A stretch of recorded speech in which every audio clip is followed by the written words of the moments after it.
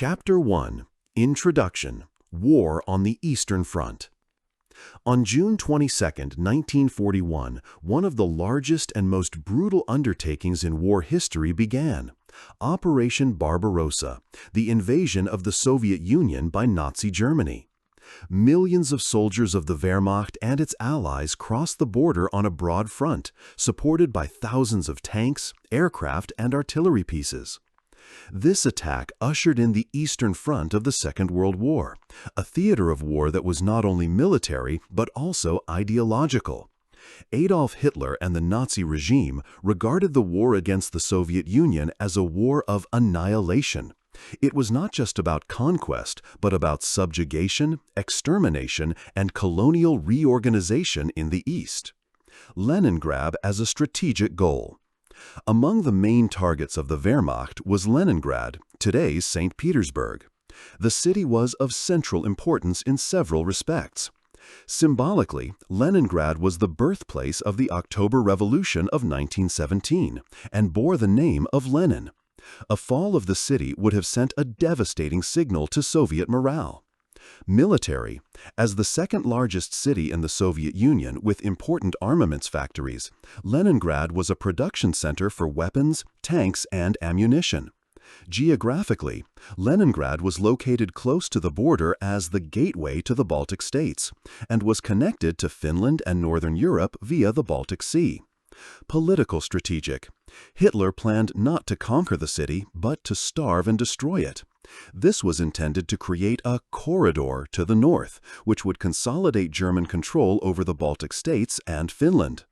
The German advance in the summer of 1941. Army Group North under Field Marshal Wilhelm Ritter von Lieb received the order to advance from East Prussia across the Baltic states towards Leningrad. It was supported by the Finnish army, which also used the opportunity in the so-called Continuation War to recapture lost territories from the Winter War against the Soviet Union.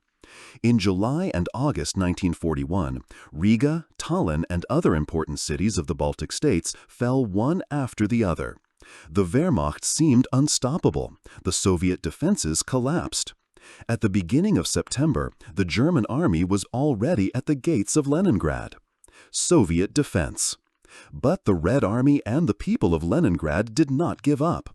Despite chaotic retreats and heavy losses, defensive positions were organized around the city. Ditches, positions, and barricades were built. Hundreds of thousands of civilians, including women and youth, were mobilized to build defensive works. The Soviet leadership declared that Leningrad had to be defended to the last man. Stalin himself ordered that the city should not be evacuated, so as not to undermine the morale of the population. This made it clear Leningrad was facing a long and cruel struggle. The beginning of the siege. On September 8, 1941, the siege ring around Leningrad closed. German and Finnish troops completely cut off the city from land connections. Only Lake Ladoga remained as a thin lifeline, over which supplies and evacuation would take place later. Hitler's order was clear. Leningrad was not to be conquered, but to be left to starve. A directive stated, "The city is to be overwhelmed by a tight enclosure. An offer of surrender is to be rejected." This marked the beginning of a siege that would last almost 900 days, one of the longest and most gruesome in military history. The human factor. The tragedy of Leningrad consisted not only in the military conflict, but above all in the fate of the civilian population. Over 2.5 million people were in the city, including hundreds of thousands of children. There were hardly any supplies, as the siege occurred faster than the Soviet leadership had expected. As early as autumn 1941, it became clear that hunger, cold, and disease would soon determine the fate of the city. Historical significance. The Siege of Leningrad is more than a chapter of the Second World War. It is a symbol. The suffering of millions of civilians in total war. The steadfastness of a city under inhumane conditions. The cruelty of Nazi warfare, which deliberately used hunger as a weapon. With almost 1.1 million dead, it is considered one of the worst disasters in modern history. Conclusion of the introduction. The Siege of Leningrad was not an ordinary military enterprise, but a struggle for the survival of an entire city. It combined military strategy with human tragedy, ideology with naked hunger. In the coming chapters, we will tell the story of this siege chronologically, from the advance of the Wehrmacht to the first winter of hunger, the path of life across Lake Ladoga, to the final liberation in 1944. Chapter 2. The City of Leningrad Before the Siege. Leningrad, the city of Lenin. Leningrad, today's St. Petersburg, was not just any city in the Soviet Union. It was a city of symbols. Founded in 1703 by Tsar Peter the Great as a window to Europe, it had developed into the capital of the Russian Empire within a few decades. Although the city lost this status to Moscow after the October Revolution of 1917, its political, cultural, and industrial importance remained immense. The fact that it bore the name of Lenin gave it a special place in the ideology of the Soviet Union. Leningrad was the City of the Revolution, a monument to Soviet history that came to life. Their fall would have meant the moral blow against the USSR that Hitler and the National Socialist leadership longed for. Population and society.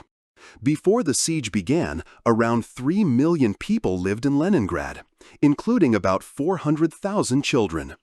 The population was a cross-section of Soviet society.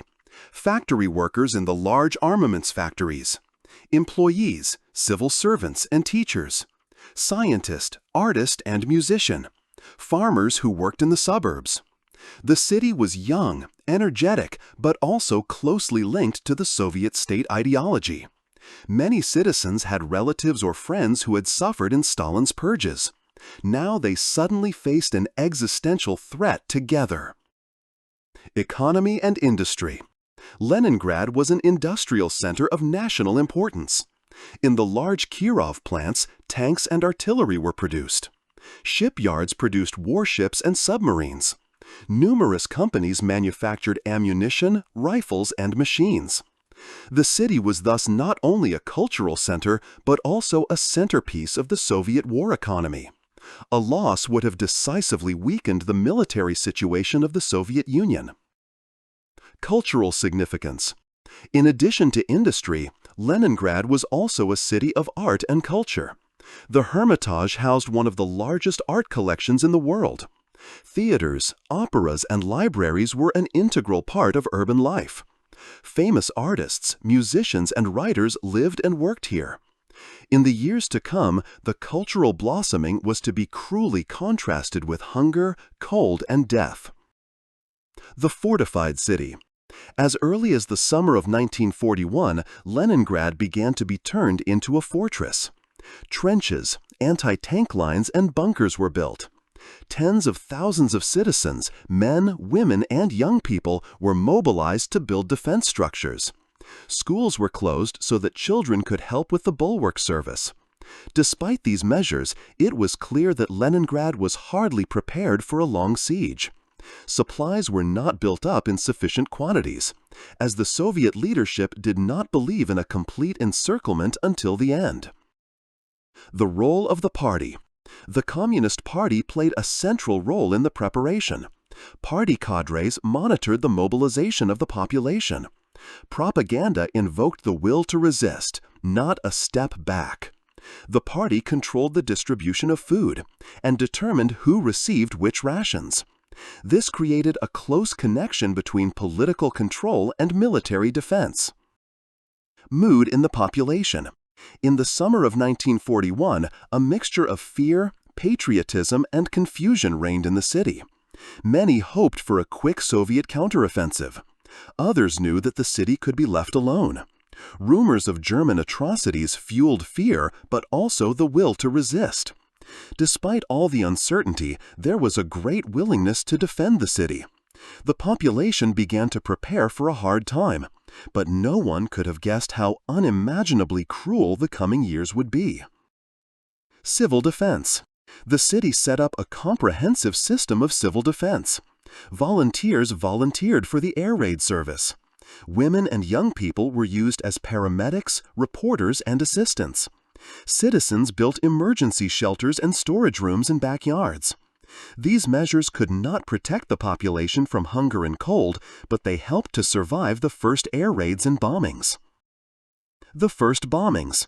Even before the siege ring was closed, the Germans began heavy air raids on the city. On September 8, 1941, a bombardment destroyed the city's largest storage facilities. Hundreds of thousands of tons of grain and food burned, a catastrophe for the supply situation. This laid the foundation for the coming hunger winter. The importance of Lake Ladoga. As early as the summer of 1941, it was clear that Lake Ladoga would remain the only possible lifeline for the city. Boats could bring food across the lake. In winter, the ice cover would become a transport route, the famous Path of Life. But this path was dangerous, constantly under fire, and dependent on the weather.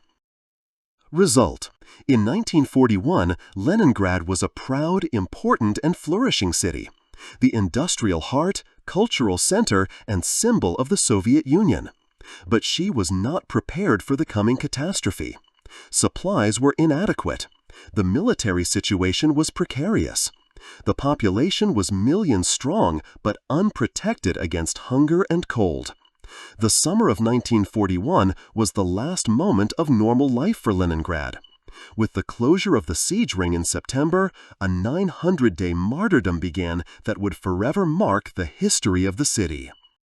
Chapter 3. The Advance of the Wehrmacht, Summer 1941. The Barbarossa Plan.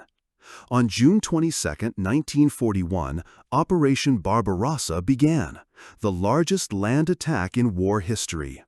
More than 3 million German soldiers and hundreds of thousands of allies crossed the Soviet border. Hitler's plan envisaged: Army Group North was to advance from East Prussia via the Baltic states to Leningrad. Army Group Center marched towards Moscow. Army Group South had Ukraine and the Caucasus as its target. For Hitler, it was clear: Leningrad had to fall, not as a city to be conquered, but as an enemy to be starved out. Heeresgruppe Nord. Army Group North was under the command of Field Marshal Wilhelm Ritter von Leeb. It had around 700,000 men, plus tanks, artillery, and air support from Luftflotte 1. Your task: conquer the Baltics, smashed Soviet armies, advance to Leningrad as quickly as possible. Support came from the Finnish troops in the north, who fought in the so-called Continuation War to recapture the territories lost in the Winter War of 1939–40. The advance through the Baltic states. Already in the first few weeks, the Wehrmacht advanced deep into the Baltic states. Riga fell on July 1, 1941. The Soviet troops, ill-prepared and surprised, were trapped in large encirclement battles. Tens of thousands of prisoners fell into German hands. The Red Army suffered catastrophic losses. The advance seemed unstoppable. The role of Finland. In the north, Finland joined the offensive. Since the Winter War against the Soviet Union, 1939–40, Finland had lost large parts of Karelia. Now it wanted to reconquer these territories, but with the declared goal of advancing no further than the old border. Nevertheless, Finnish troops supported the encirclement of Leningrad from the north. Leningrad was thus almost completely encircled. The advance towards Leningrad. In August 1941, Army Group North reached the vicinity of Leningrad. Tallinn, the capital of Estonia, fell on August 28 after heavy fighting.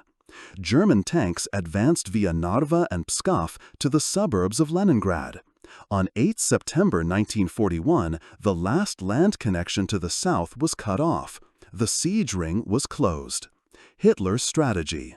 Hitler ordered Leningrad not to be conquered in the classical sense. Revenue would have meant enormous losses. Instead, the city was to be starved. Bombings and artillery operations were intended to break morale. An order expressly stated: the capitulation is to be rejected. Leningrad must disappear from the face of the earth. This began a siege that must be understood not only militarily, but also as a planned crime against the civilian population. The Soviet resistance.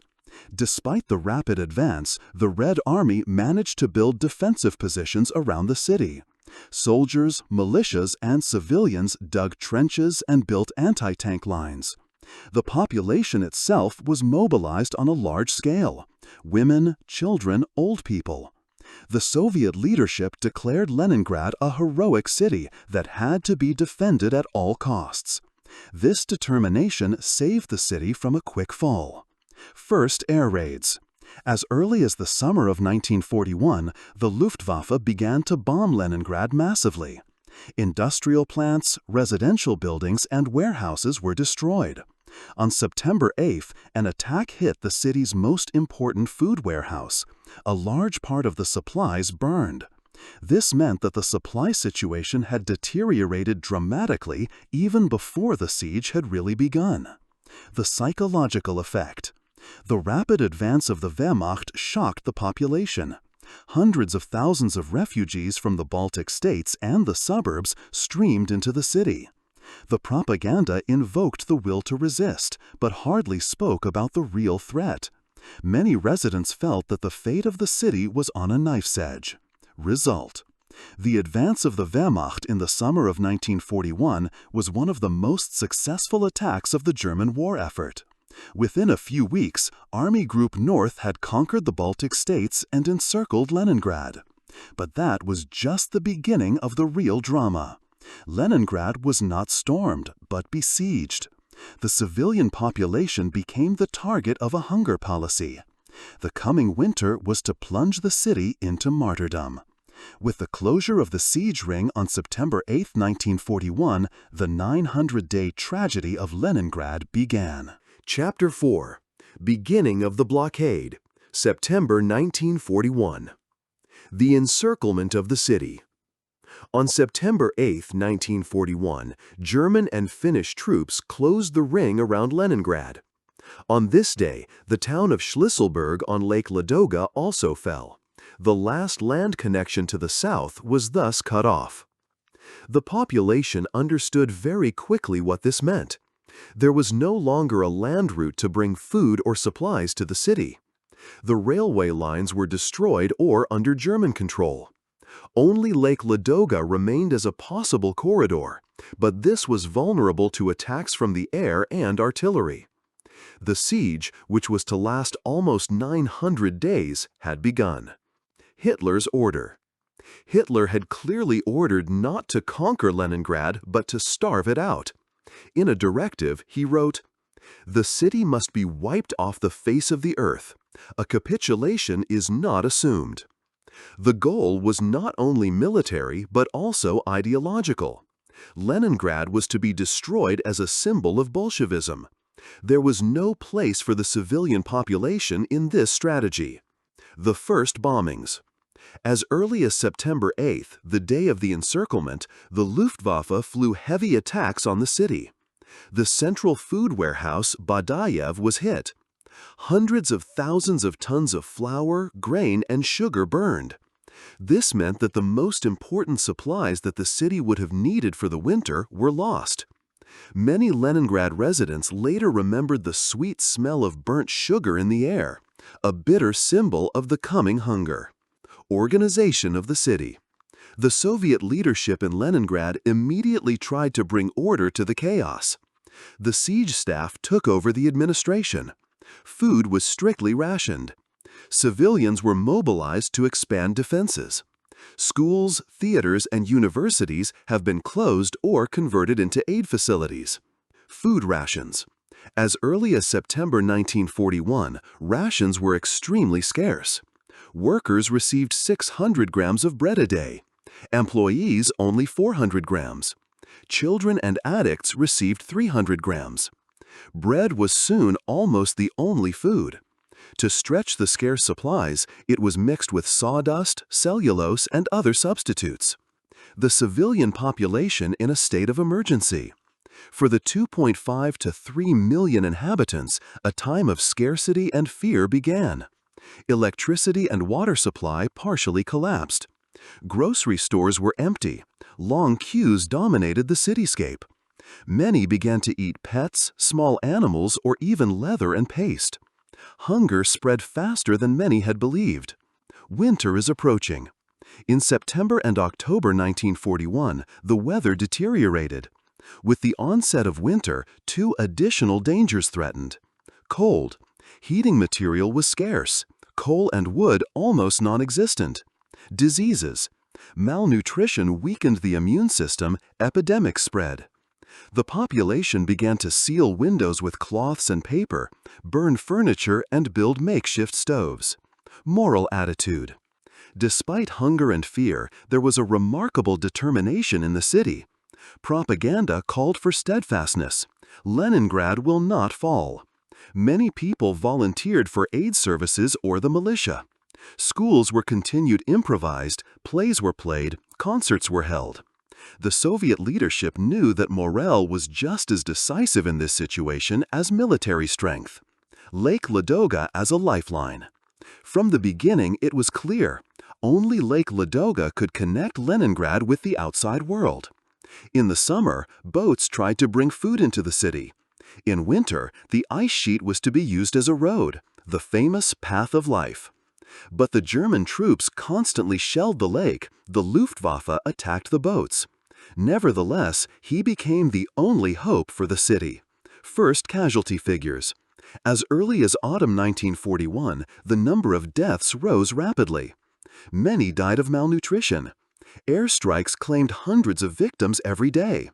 Entire families disappeared in the mass graves that were dug all over the city. The winter of 1941–42 was to increase this tragedy immeasurably. Result: the beginning of the blockade in September 1941 marked a turning point in the history of Leningrad. The city was cut off, without supplies and without any prospect of speedy liberation. Hitler had made it clear. He wanted to starve the population. With the destruction of food supplies, the fate of hundreds of thousands of people was sealed. The following months were to plunge the population into an unimaginable martyrdom. The first hunger winter of 1941–42, the darkest chapter of the siege. Chapter 5. The first hunger winter of 1941–42. The harshest winter. The winter of 1941–42 was one of the coldest winters of the 20th century in Russia. Temperatures dropped to -40 degrees Celsius. For the starving and weakened population of Leningrad, this was a catastrophe. Heating material was practically non-existent. Apartments and public buildings froze over. Electricity and water partially failed. Millions of people fought for bare survival. Bread, the last food. Bread was the most important foodstuff, but it became increasingly scarce. In December 1941, rations fell to a minimum. Workers, 250 grams of bread a day. Children and addicts, only 125 grams. But even this bread often consisted of only half substitutes: sawdust, bran, or cellulose. It was hardly nutritious, but it somehow kept people alive. Contemporary witnesses reported that people died on the street, bread in hand. Hunger and death. Hunger was omnipresent. People ate pets, rats, glue, leather, or wallpaper glue. There were reports of cannibalism, a taboo topic that was not publicly discussed until decades later. Thousands died every day. In January and February 1942 alone, the daily death toll was up to 4,000 people. In these months, a total of around 200,000 people died, almost exclusively from hunger and cold. People's everyday life. Daily life was characterized by desperation and at the same time incredible discipline. People queued for hours in the cold for their tiny bread ration. Trams were at a standstill. Corpses often remained on the side of the road for days. Children tried to collect snow water because the water pipes were frozen. Many kept diaries in which they used their last strength to document what was happening. Particularly well known is the diary of 11-year-old Tanya Savicheva, who recorded the death of her entire family in a few lines before she also died. Cold and diseases. In addition to hunger, the cold was the second major threat. Apartments were without heating. Many people slept in coats and with blankets, which were often not enough. The water pipes froze. People had to punch holes in the ice of the rivers to get water. Diseases such as typhoid fever and dysentery spread. The combination of hunger, cold, and epidemics claimed countless victims. Moral steadfastness. Despite everything, morale did not collapse completely. Schools tried to continue teaching, albeit under primitive conditions. Theater and orchestra continued to play, sometimes in unheated halls. Dmitri Shostakovich's Seventh Symphony, composed during the siege, was premiered in Leningrad in August 1942, a symbol of resistance. The population saw hope and an act of the will to survive. The way of life. A glimmer of hope was Lake Ladoga, the only connection to the outside. In winter, the lake froze over.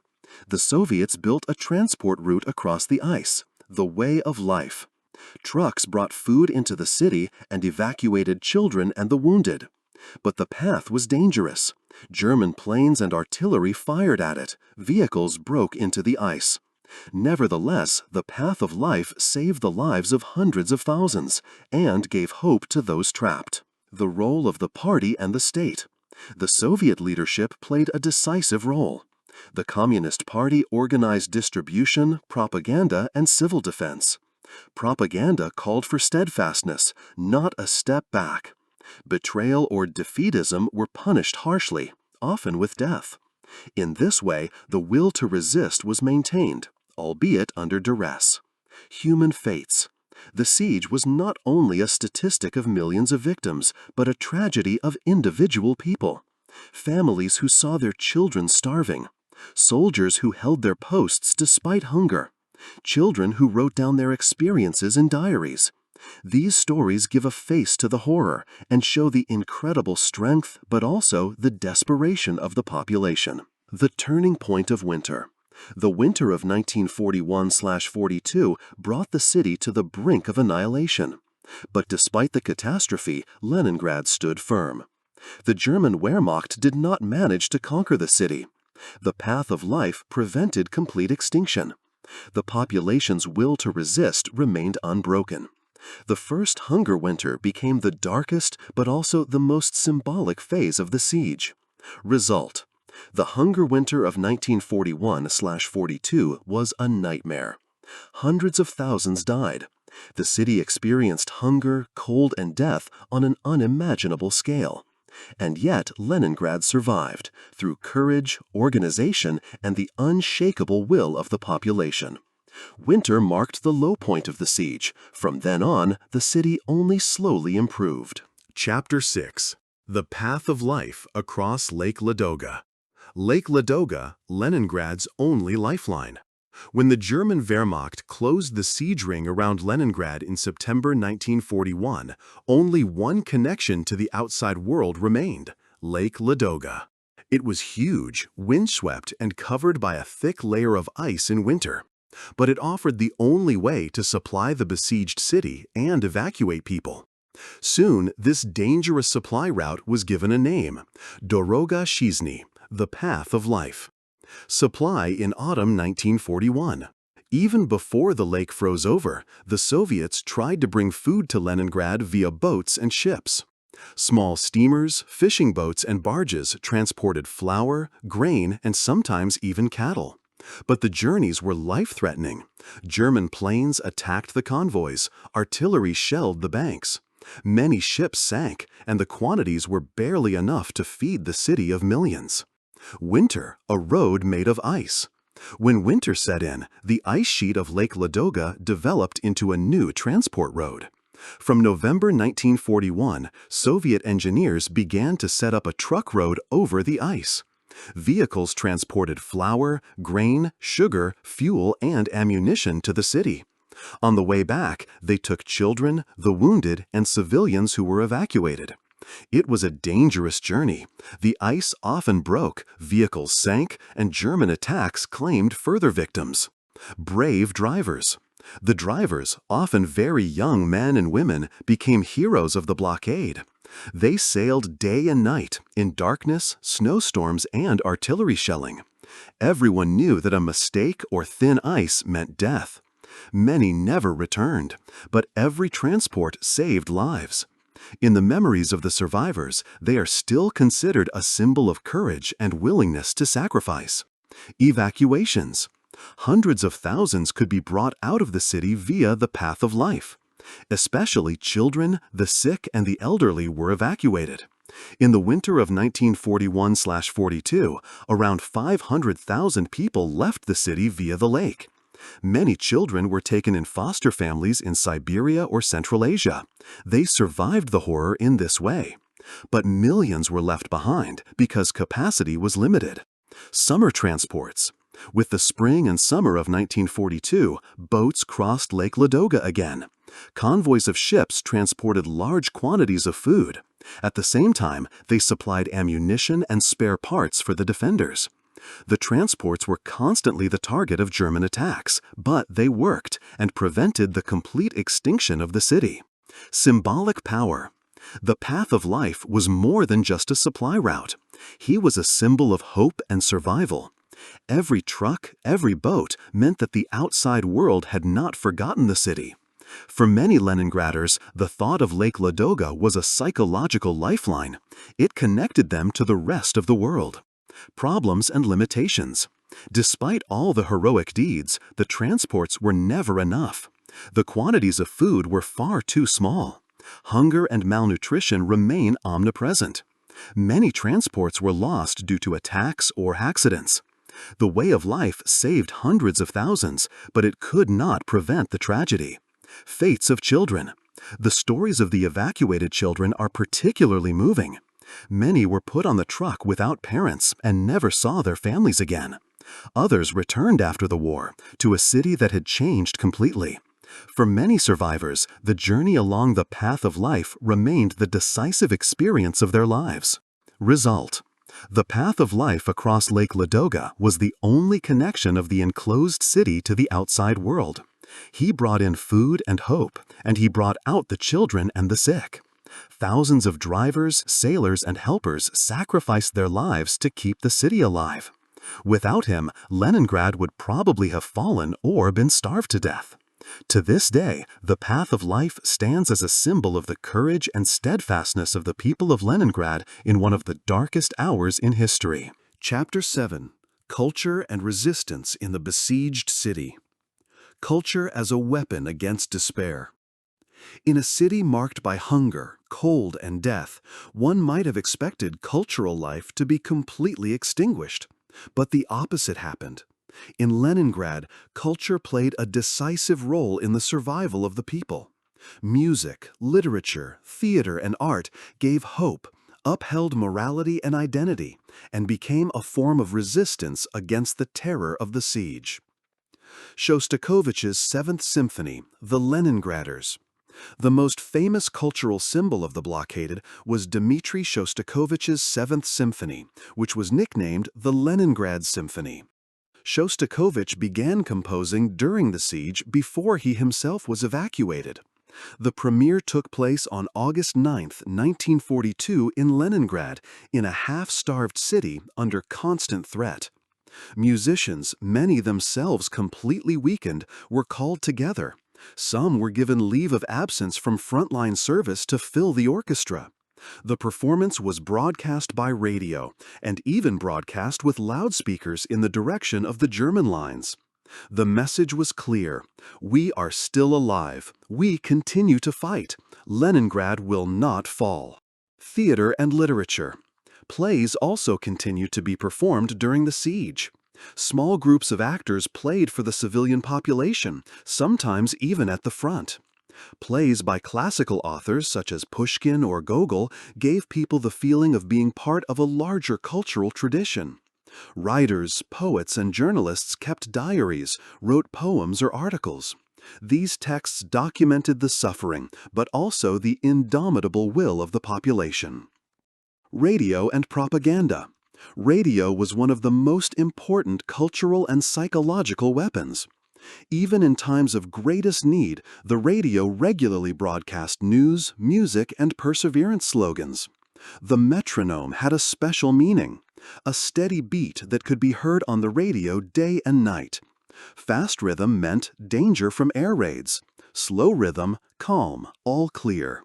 For many people, this metronome was proof the city is still alive. Schools and education. Despite hunger and cold, teachers tried to keep classes going. Children sat in unheated classrooms, often with coats and blankets. School books were shared because many had been burned or lost. For the children, school was not only education, but also an escape from despair. Art in everyday life. Many Leningraders found in drawing, painting, or writing a way to deal with the horror. Artists painted pictures of hunger, of mass graves, but also of hope and perseverance. Some made small sculptures or memorabilia from what they found. Diaries of children and adults are valuable testimonies to the siege today. Culture as resistance. The continuation of culture in a besieged city was more than entertainment. It was an act of resistance. It showed the Germans that the city was not broken. It boosted the morale of the civilian population. It preserved the dignity and humanity of the people, even in the face of hunger and death. In a situation in which bare survival was in the foreground, culture meant that one could not be reduced to the animal. Mental strength as a weapon. Many survivors later said, they would have survived not only because of bread and soup, but also because they had a purpose, a hope, a spiritual nourishment. A poem, a piece of music, or an evening at the theater could give the strength to endure another day. Result: the Siege of Leningrad was not only a military and humanitarian drama, but also an example of the power of culture. Music, theater, literature, and art became weapons of resistance. Shostakovich's Leningrad Symphony is still a symbol of the indomitable will of the city. Culture upheld morality, gave hope, and showed that even in the midst of hunger and death, people can preserve their dignity. Culture did not save everyone, but it helped many not to lose faith in life. Chapter 8. Everyday Life Under the Blockade. A life in a state of emergency.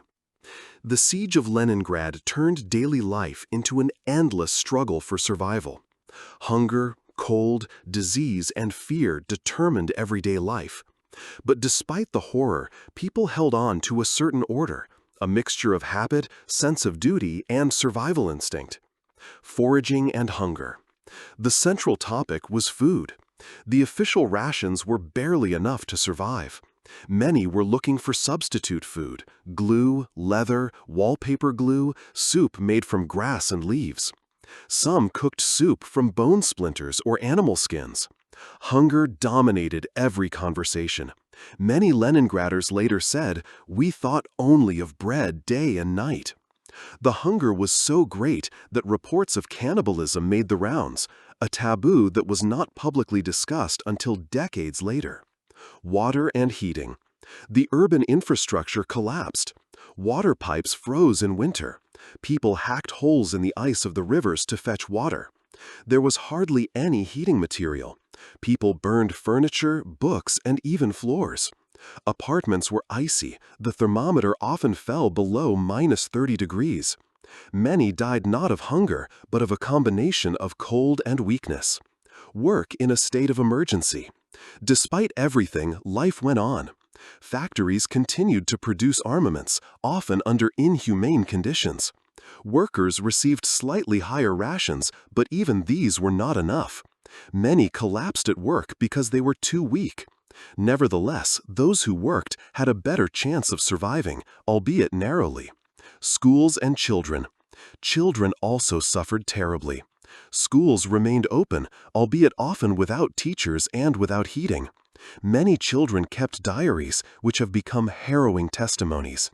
Hunger and cold made them weak. Many children did not survive the first winter.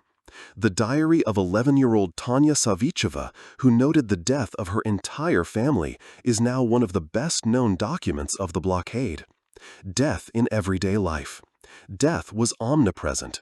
People died on the streets, in apartments, in buses and trams. Corpses were often collected by horse-drawn sleighs, sometimes piled up in the streets. Many were too weak to bury their relatives. Mass graves on the outskirts of the city, such as the Piskarevskoye Cemetery, became symbols of suffering. Hundreds of thousands of victims were buried there. Black market and barter. Where there is need, a black market arises. Bread was exchanged for clothing, jewelry, or furniture. A piece of butter or meat could cost a fortune. Some earned money through smuggling and corruption, while others starved to death. Survival often depended on being able to exchange something valuable. The struggle for dignity. Despite hunger and death, many people tried to preserve their dignity. Women continued to wear their best coats or hats when they were outside. Some wrote poems or kept diaries so as not to break inside. Small rituals, drinking tea, playing cards, singing a song, helped to maintain the feeling of normalcy. Fear of attacks. In addition to hunger and cold, there was the constant danger of attacks. The Air Force bombed residential areas. German artillery regularly shelled the city. Air raid shelters offered only limited protection. Many people remained in cellars for hours. The psychological pressure was enormous. No one knew if you would live to see the next day. Solidarity and help. Despite everything, there were countless examples of solidarity. Neighbors shared their last piece of bread. Nurses took care of completely exhausted patients, even though they were starving themselves. Teachers kept up teaching for children to give them hope. It was these acts of humanity that enabled many to survive. The role of women. Women carried a special burden. They kept families together while men fought on the front lines.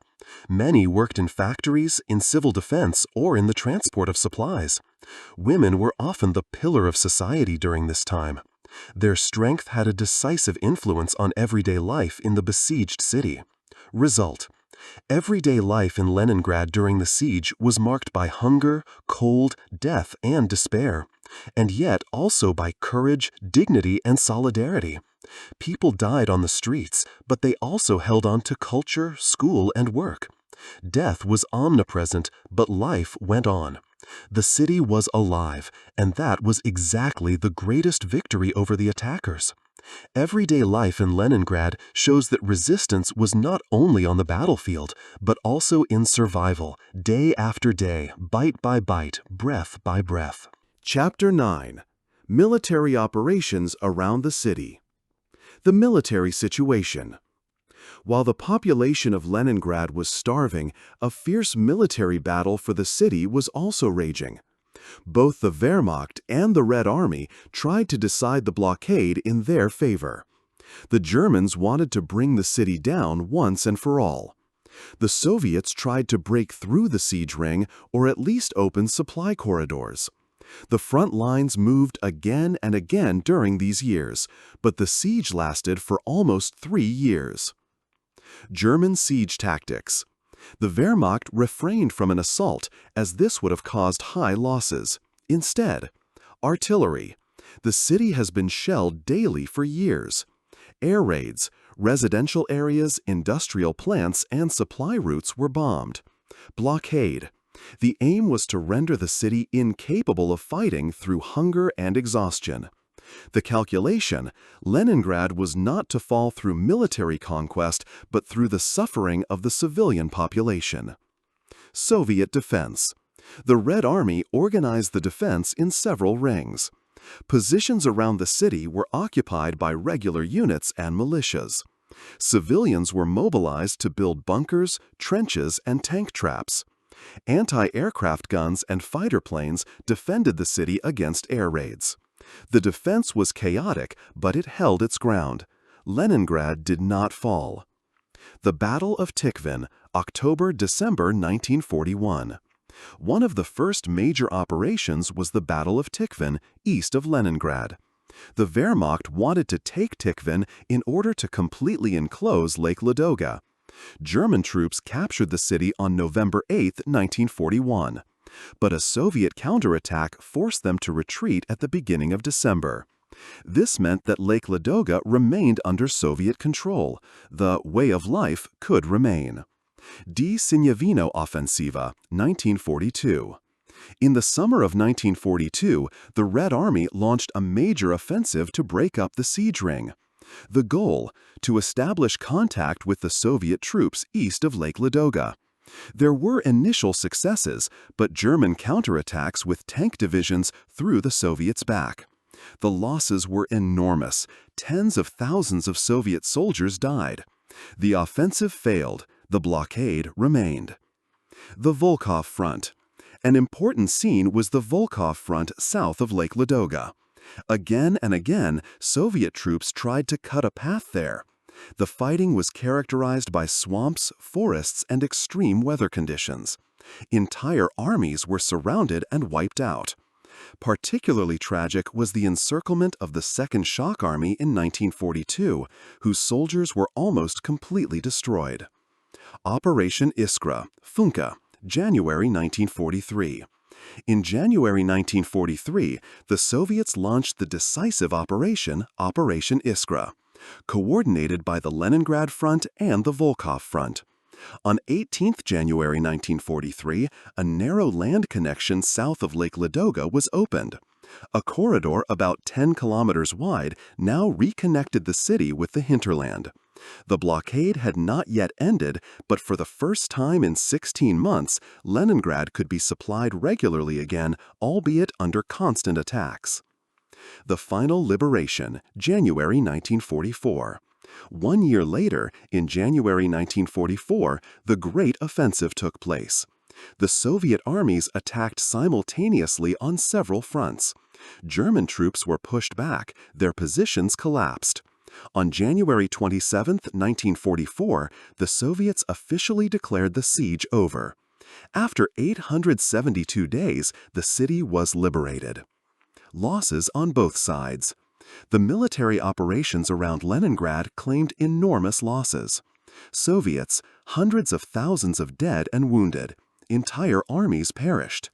Germans, also high losses, especially in the counteroffensives of 1941–42. But the decisive factor remained the civilian population, which lost over 1 million people during the years of the blockade. Result: the military operations around Leningrad show the Wehrmacht tried to conquer the city by starvation and siege, not by assault.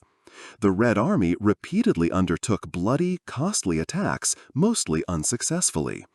It was not until 1943 that the blockade was partially eased, and in 1944 the final liberation. Leningrad became a symbol of the Soviet Union's stamina, both military and civilian. Chapter 10. Turning Points of War. A long war of attrition. Between 1941 and 1943, Leningrad was the scene of one of the most grueling battles of World War II. But while the city suffered, the balance of power shifted along the entire Eastern Front. The great turning points of the war were also to determine the future of Leningrad. 1942. Hope and Disappointment. After the devastating hunger winter of 1941–42, the people of Leningrad hoped for an early relief offensive. The Signavino Offensive, summer 1942, showed its first successes, but German tank divisions threw the Soviets back. The losses were enormous. The siege ring remained closed. For the population, this meant a second winter of hunger and cold. Nevertheless, it became clear that the Red Army was now able to launch coordinated offensives, an indication of the increasing strength of the Soviets. Stalingrad, the great turning point. Parallel to the Siege of Leningrad, the Battle of Stalingrad, August 1942, February 1943, raged in the south. The victory of the Red Army over the Sixth Army of the Wehrmacht was a shock for Hitler and a turning point in the war. For the first time since the beginning of Barbarossa, the Soviet Union took the strategic initiative. Stalingrad was also decisive for Leningrad. It tied up German forces and weakened the front in the north. Operation Iskra, January 1943. Strengthened by the success at Stalingrad, the Soviets launched Operation Iskra. On January 12, 1943, the offensive began. After days of fighting, the breakthrough south of Lake Ladoga was achieved on 18 January. A 10-kilometer-wide land corridor reconnected Leningrad with the Soviet hinterland. The blockade was not completely ended, but the supply situation improved considerably. 1943, increasing pressure on the Wehrmacht. The year 1943 brought further setbacks for the Germans. After Kursk, summer 1943, the Wehrmacht was finally on the defensive. Hitler had to withdraw troops from the Leningrad front in order to reinforce other sectors of the front. The German siege strategy began to falter. The Red Army gained strength, while the Wehrmacht was weakened by a shortage of materials and declining morale. The last winter of 1943/44. The winter of 1943/44 was also hard for the people of Leningrad, but there were noticeable differences. Thanks to the land corridor, more food came to the city. The starvation deaths decreased significantly. Although the bombing and shelling remained, the worst was over. The people felt that liberation was only a matter of time. January 1944, the final liberation. In January 1944, the Great Leningrad-Novgorod Offensive began.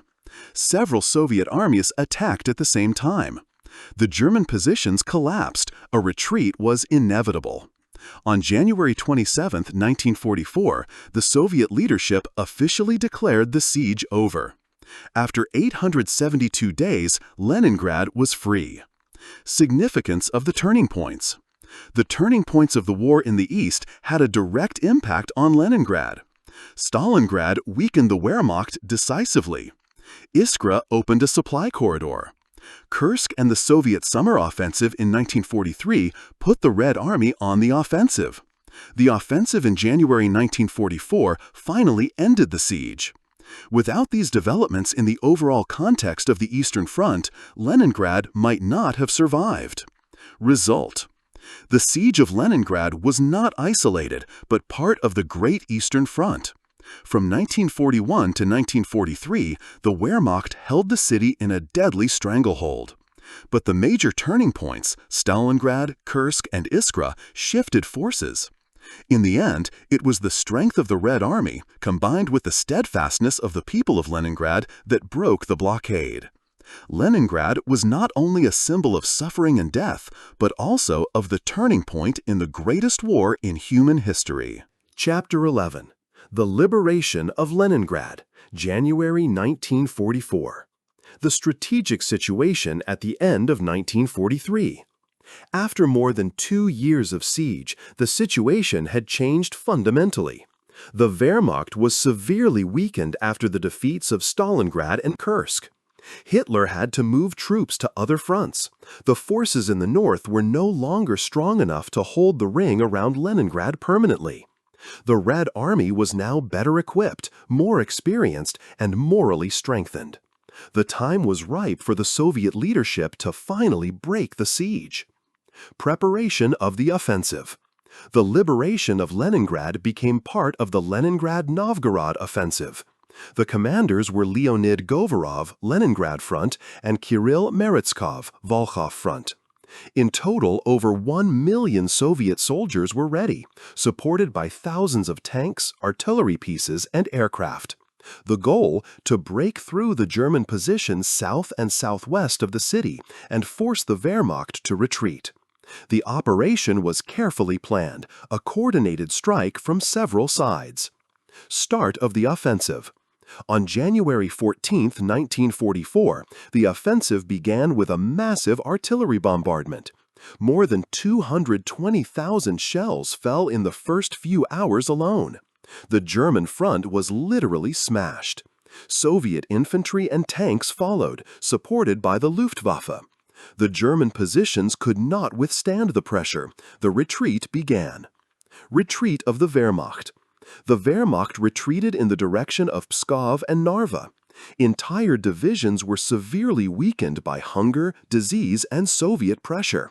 Hitler had given the order to hold at any price, but reality did not allow this. Many German soldiers later remembered the chaotic, costly retreat. This ended the decades-long German presence in front of Leningrad. The Day of Liberation, January 27, 1944. On January 27, 1944, the Soviet leadership officially declared the blockade of Leningrad to be over. After 872 days, the city was free again. Artillery fire from the Red Army and a large fireworks display celebrated the victory.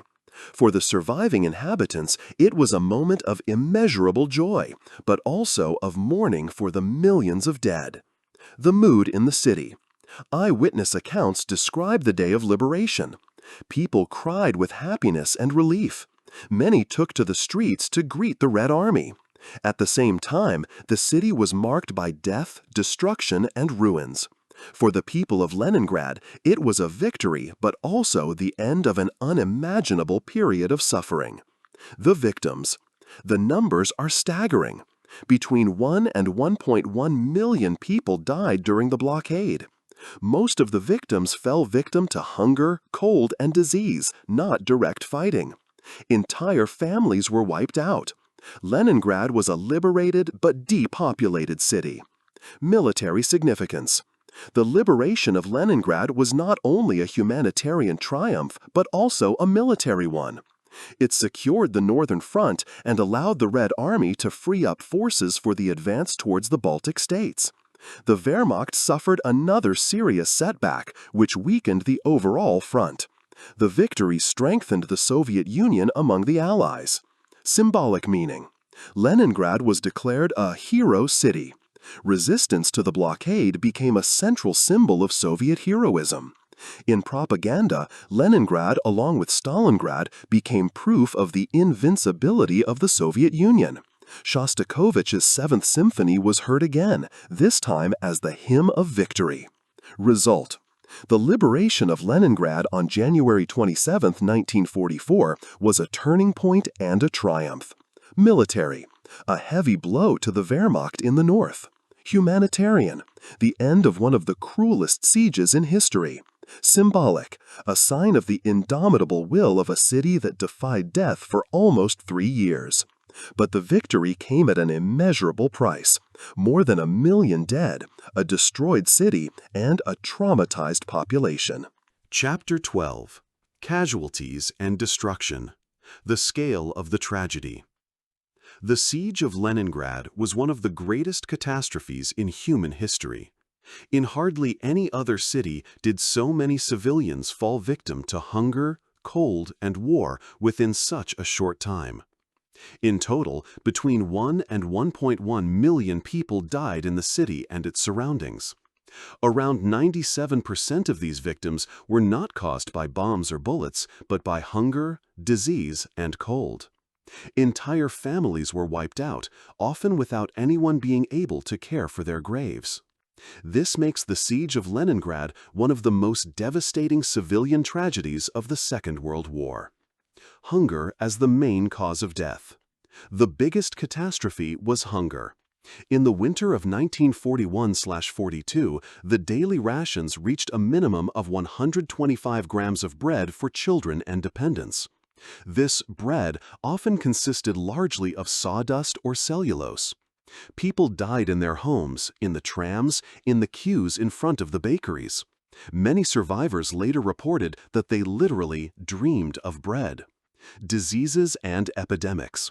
The hunger weakened the immune system so that diseases had an easy time. Typhus, dysentery, and scurvy spread. Injuries hardly healed, and small infections often led to death. Medical care was almost impossible. There was a lack of medicines, bandages, and even doctors, as many had to go to the front. Cold and energy shortage. The extreme winters made the situation worse. Apartments were unheated, temperatures dropped to -30 to -40 degrees Celsius. People burned furniture, books, and even floors to have a little warmth. Many died in their beds during the night from a combination of cold and weakness. Destruction by bombs and artillery. In addition to hunger and cold, German warfare itself was also a constant threat. Airstrikes destroyed entire residential areas. Artillery shelling continued almost daily for years. Particularly devastating was the destruction of the Badea food warehouse in September 1941, as a result of which huge supplies were lost. But despite massive bombing, Leningrad remained a city. The Germans never took it. Mass graves.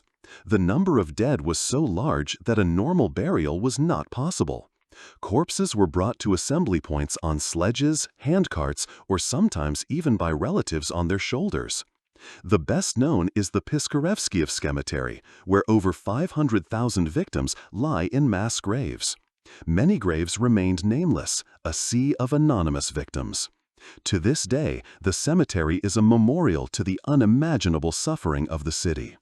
Destruction of infrastructure. The blockade destroyed not only human lives, but also the city itself. Factories. Many production facilities were in ruins, machines were destroyed or taken away. Apartments. Thousands of buildings were damaged or burned down. Supply systems. Electricity, water, and gas pipes were destroyed in many cases. Reconstruction after 1944 was a Herculean task. Psychological trauma. In addition to the material losses, the psychological wounds were deep. Children who saw their parents starve to death suffered from nightmares for the rest of their lives. Many people developed severe eating disorders or a panicked fear of hunger. Death was so present that some survivors later said, "We have forgotten how to cry." Comparison to other disasters. The Siege of Leningrad was unique in its scale. Longer and more costly than most other sieges in history. More deaths than in Hiroshima and Nagasaki combined. In their cruelty, comparable only to the greatest famines and genocides of the 20th century. A prize for victory. The city survived, but at what cost? More than a third of the population died. Culture, infrastructure, and economy were on the ground. Entire generations were scarred. But the city's will to survive made Leningrad a symbol of steadfastness, despite immeasurable losses. Result: the Siege of Leningrad cost the lives of over 1 million people and left a destroyed city in its wake. Hunger, cold, and disease were the worst enemies. Artillery and bombs increased the suffering. Mass graves, destroyed houses, and psychological wounds shaped the image of the post-war period. Leningrad was a surviving city, but a city that had to pay an immeasurable price for this victory. Chapter 13. Leningrad after the war. A liberated but devastated city. After the final liberation on January 27, 1944, Leningrad was free, but the city lay in ruins. More than 1 million inhabitants had died. Entire neighborhoods were destroyed, factories shut down, apartments uninhabitable. The survivors were physically and mentally emaciated. Leningrad was a victorious city, but one that had bled immeasurably. The reconstruction. Immediately after the end of the siege, the arduous reconstruction began. Rubble removal, ruins, burned-out houses, and destroyed factories were everywhere. Infrastructure, water pipes, electricity, and transport systems had to be rebuilt. Housing, many people lived in makeshift cellars or barracks. Reconstruction took years, and many of the city's buildings remained damaged until well after the war. Return of culture. Despite the devastation, cultural life quickly resumed. Theaters and opera houses began operating. The Hermitage opened its doors after the return of some of the art treasures that had previously been evacuated. Shostakovich's Leningrad Symphony was heard again, this time as a symbol of victory and rebirth. Culture was not only entertainment, but also a sign of the will to live. Political instrumentalization. Under Stalin, the siege immediately became part of Soviet propaganda. Leningrad was declared a hero city, a title that symbolized pride and sacrifice at the same time. The survivors were seen as heroes, their suffering as proof of the steadfastness of the Soviet Union. At the same time, critical voices about the party's mistakes or the suffering of the population were suppressed. The blockade was put at the service of the state ideology. The Leningrad Affair. After the war, a political tragedy occurred in Leningrad. Leading party officials from Leningrad, who had borne responsibility during the blockade, were accused of acting too independently. In 1949, many of them were convicted and executed in a show trial. This Leningrad affair showed that even the heroes of the blockade were not safe from Stalin's purges. The lives of the survivors. A difficult new life began for the survivors. Many suffered from permanent health problems, malnutrition, heart disease, psychological trauma. Children who had lost their families grew up as orphans. Many survivors developed a fear of hunger throughout their lives. They hoarded bread or food, even in peacetime. The suffering of the blockade accompanied the people until the end of their lives. Culture of remembrance in the city. Despite political suppression of the whole truth, the memory of the blockade was preserved in the city itself. The Piskarevskaya Cemetery became the central memorial with an eternal flame. Street names, monuments, and museums commemorate the resistance. Annual celebrations on 27 January, the Day of Liberation, kept the memory alive. The blockade had become a central part of the city's identity. International significance. The siege was also perceived abroad. Newspapers reported on the suffering and steadfastness of the population. After the war, Leningrad served as an example of civil resistance against Nazi barbarism. In the Western world, the blockade was often mentioned in the same breath as Stalingrad and the Holocaust, as a symbol of the cruelty of war. Leningrad in the Cold War. During the Cold War, Leningrad became a symbol of Soviet strength. The city stood for suffering and victory at the same time. Their story served to mobilize patriotic feelings. At the same time, the city remained strongly influenced by Reconstruction. Many traces of the blockade remained visible for decades. Result: after the war, Leningrad was a city between trauma and triumph. The reconstruction took years. The scars remained for a lifetime. The blockade was instrumentalized by politics, but the population preserved its own memories. Leningrad remained a symbol of the cruelty of war and the incredible steadfastness of a city. Leningrad survived, but it was a different city marked by loss and memory. Chapter 14. Culture of Remembrance and Legacy. The pain remains. The siege of Leningrad was not over after the liberation. It lived on in the memories of the survivors. For many, what they experienced was a lifelong trauma. Hunger, the deaths in the streets, the daily survival in the face of annihilation had a lasting impact on the city and its inhabitants. Remembrance became a central task. Suffering could not be forgotten. Memorials and monuments. In the years after the war, numerous places of remembrance were created. Piskarevskaya Cemetery. More than 500,000 victims of the blockade rest here in mass graves. An eternal flame burns, accompanied by an inscription. No one is forgotten, nothing is forgotten. Blockade Museum. Documents life in the besieged city. Diaries, photos, and personal belongings of the survivors make the horror tangible. Monuments in the city. Many streets and squares bear names that commemorate the blockade. Leningrad, now St. Petersburg, is still a city of remembrance today. The blockade in Soviet propaganda. Under Stalin, the blockade became part of official historiography. The city was declared the hero city of Leningrad. The resistance was glorified. The cruelty of the Germans was highlighted. Criticism of the Soviet leadership's supply policy or Stalin's orders was concealed. The official memory was less about the suffering of the population and more about the victory of socialism. Literature and art. Many writers, poets, and artists dealt with the blockade. Anna Akhmatova, one of Russia's most important poets, wrote about pain and grief. Children and adult diaries, especially that of Tanya Savicheva, became shocking symbols. Painters captured scenes of the siege. Starving people, bombed streets, the path of life. Art and literature gave a voice to the unspeakable. Shostakovich's Symphony. A unique legacy is Dmitri Shostakovich's Seventh Symphony. Started during the siege, it became an anthem of the resistance. Their performance in besieged Leningrad in 1942 is still considered a highlight of cultural resistance. The work was performed worldwide and made the siege internationally known. To this day, the symphony is a symbol of the city's steadfastness.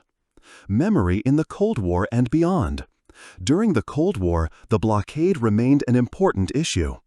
In the Soviet Union, it was heroized, but also sometimes concealed when it came to the suffering of the population. After the collapse of the USSR in 1991, new opportunities opened up. Survivors could speak freely about hunger, cannibalism, and the mistakes of the Soviet authorities. Today, the siege is considered a symbol of human suffering and perseverance worldwide. The legacy for humanity. The Siege of Leningrad left a legacy that goes far beyond Russia.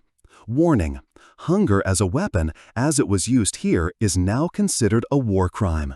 Symbol: Leningrad shows that even in the face of horror, human dignity and culture can survive. Trauma: millions of people lost relatives, entire generations were shaped. History of humanity: despite all the hardship, people helped each other, shared bread and warmth. Voices of the survivors: many survivors later gave interviews or wrote memoirs. They reported unimaginable hunger and pride in having persevered. Some said, "We lived from one day to the next, but we lived." Others emphasized the importance of culture, music, poems that helped them to survive mentally. Their voices keep the memory alive long after the last contemporary witnesses fall silent. Result: the culture of remembrance surrounding the Siege of Leningrad is one of the most haunting in world history. Millions died, millions suffered, but the city survived. Monuments, literature, music, and personal testimonies keep the memory alive. Leningrad became a symbol of suffering, resistance, and hope at the same time. The legacy is: nothing is forgotten, no one is forgotten. Chapter 15. Conclusion. The Tragedy of Leningrad. A city in a stranglehold. The Siege of Leningrad, 1941, was no ordinary military operation. It was a deliberately planned war of annihilation against a city, against its population, against its culture. Hunger and cold were deliberately used as weapons. Millions of civilians were the victims. Leningrad lived in the stranglehold of the Wehrmacht for 872 days. No other major city in world history has experienced such a long and cruel siege. Immeasurable suffering. More than 1 million people died, most of them from starvation. Entire families were wiped out, children orphaned, houses reduced to ruins. The streets were full of corpses, mass graves dominated the suburbs. And yet, the city survived. Despite everything, there was culture, music, school, solidarity, signs that humanity could not be completely destroyed. Resistance and hope. Leningrad's resistance was not only military, but above all civilian. People persevered even though they were on the verge of death every day. They shared their last piece of bread, built defenses, held concerts and theater performances. Shostakovich's Seventh Symphony became the anthem of this resistance, a message to the world: we are still alive. Turning points and liberation. The siege was influenced by the course of the entire war. After Stalingrad and Kursk, the military situation tipped. With Operation Iskra in 1943, the first opening of a supply corridor was achieved. On January 27, 1944, the blockade was finally over. It was a military victory, but also a moral triumph over barbarism. Bequest. The tragedy of Leningrad left a legacy that still has an effect today. Memorial. It reminds us of how cruelly wars can be waged against civilians. Symbol. Leningrad has become the epitome of suffering and steadfastness. Culture. Diaries, music, works of art, and monuments keep the memory alive. Warning. The use of hunger as a weapon is now considered a crime against humanity. The lesson of history. Leningrad teaches us that human strength lies not only on battlefields, but in surviving everyday life, in enduring hunger and cold, in dividing a piece of bread, in adherence to culture and dignity, in memory of the dead. The tragedy of Leningrad warns, never again. Closing remarks. The Siege of Leningrad was one of the greatest catastrophes of the 20th century, and at the same time, a testimony to human steadfastness. Millions died, but the city survived. Suffering became memory, memory became a legacy. To this day, the oath of the survivors resonates. No one is forgotten, nothing is forgotten.